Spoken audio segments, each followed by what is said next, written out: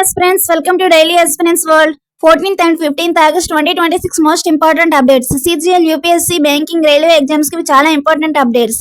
Last లో quiz కూడా ఉంటుంది, వీడియో మిస్ అవ్వకండి, ఫుల్ గా చూడండి. ఈ వీడియోని లైక్ చేసి మీ ఫ్రెండ్స్ కి కూడా షేర్ చేయండి.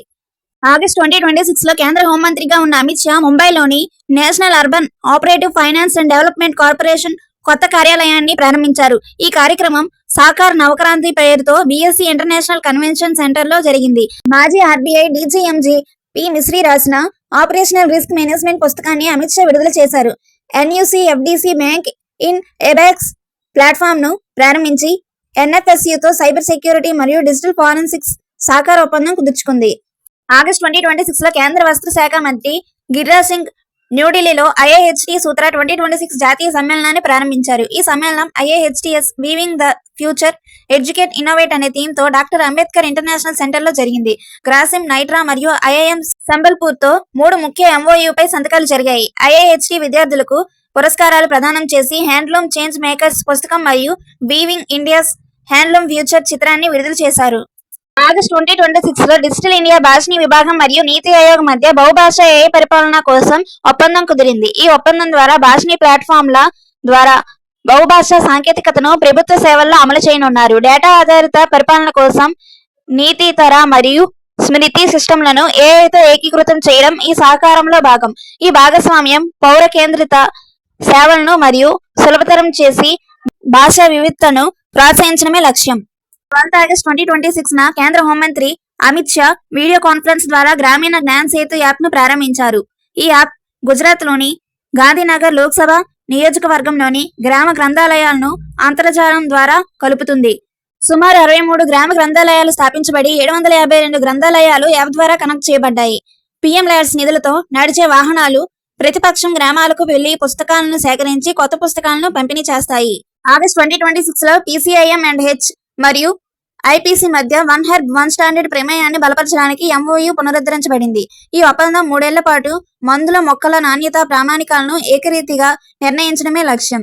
ఆయుర్వేద, యునాని, సిద్ధ, సోవాగిర్బ మరియు హోమియోపతి వ్యవస్థల్లో ఒకే మొక్కకు ఒకే ప్రామాణికం అమలు చేయబడుతుంది. ఈ ప్రమేయం భారత ఔషధ వారసత్వాన్ని రక్షిస్తూ అంతర్జాతీయ నాణ్యతా ప్రామాణికాలకు సమానంగా భారత ఎగుమతులను ప్రోత్సహిస్తుంది. ఆగస్ట్ 2026 లో భారత ప్రభుత్వం మరియు దక్షిణాఫ్రికా కస్టమ్స్ యూనియన్ మధ్య ప్రాధాన్య వాణిజ్య ఒప్పందం కోసం టీఓఆర్ పై సంతకం చేశాయి. ఈ ఒప్పందం భారతదేశం మరియు ఎస్ఏసియు దేశాల మధ్య వాణిజ్య మరియు ఆర్థిక సహకారాన్ని బలపరచడమే లక్ష్యం. ఇంజనీరింగ్, ఫార్మాస్యూటికల్స్, టెక్స్టైల్స్, వ్యవసాయం మరియు ఆటోమొబైల్స్ వంటి రంగాల్లో ప్రాధాన్య మార్కెట్ ప్రవేశం కోసం చర్చలు జరుగుతాయి. ఎస్యుసిలో బోట్స్వానా, లెసోతో, నమీబియా, దక్షిణాఫ్రికా మరియు ఈస్వాటినీ దేశాలు ఉన్నాయి. దీని ముఖ్య కార్యాలయం నమీబియాలోని విండోక్ లో ఉంది. ఆగస్ట్ 2026 లో భారత వాయుసేన మరియు మలేషియా రాయల్ వాయుసేన సెలాంగోర్లోని సుబాంగ్ ఎయిర్ బేస్ లో ఉదారశక్తి 2026 సంయుక్త విమాన వ్యాయామాన్ని ప్రారంభించాయి. ఈ వ్యాయామం 2 దేశాల వాయుసేనల మధ్య సమన్వయం, సహకారం మరియు ఆపరేషనల్ ఇంటరోబిలిటీని బలపరచడమే లక్ష్యం. భారత వాయుసేన రాఫెల్ జెట్లు మరియు C-17 గ్లోబ్ మాస్టర్ విమానాలను ప్రయోగించగా మలేషియా సుఖోయ్ Su-30 MKM మరియు FA-18D హార్నెట్ విమానాలను ప్రయోగించింది. ఈ వ్యాయామం 2 దేశాల రక్షణ సహకారాన్ని మరింత బలపరిచి ప్రాంతీయ భద్రతకు కొత్త దిశను నిర్దేశిస్తుంది. ఆగస్ట్ 2026 లో ఎంసీఎక్స్ మరియు ఎన్ఐఎస్ఎం మధ్య కామోడిటీ మార్కెట్స్ రీసెర్చ్ సెంటర్ స్థాపన కోసం ఎంఓయూపై సంతకాలు జరిగాయి.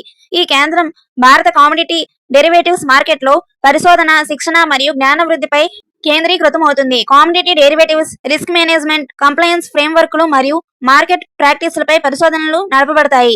ఈ కేంద్రం శిక్షణ పథకాలు, ఫ్యాకల్టీ డెవలప్మెంట్ ప్రోగ్రాంలు మరియు విద్యా సమ్మేళనాల ద్వారా మార్కెట్ పాల్గొనే వారికి అవకాశాలు అందిస్తుంది.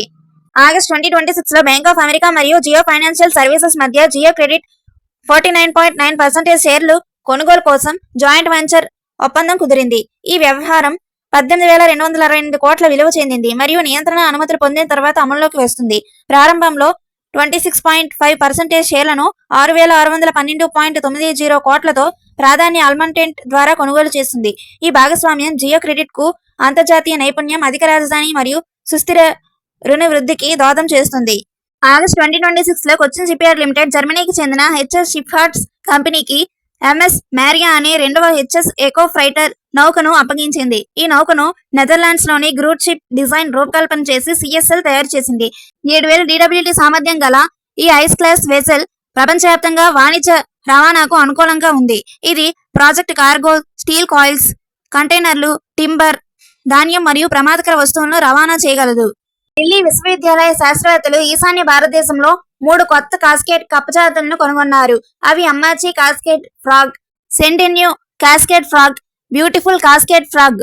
ఈ పరిశోధన 15 సంవత్సరాల ఫీల్డ్ వర్క్, DNA విశ్లేషణ ఆధారంగా జరిగింది.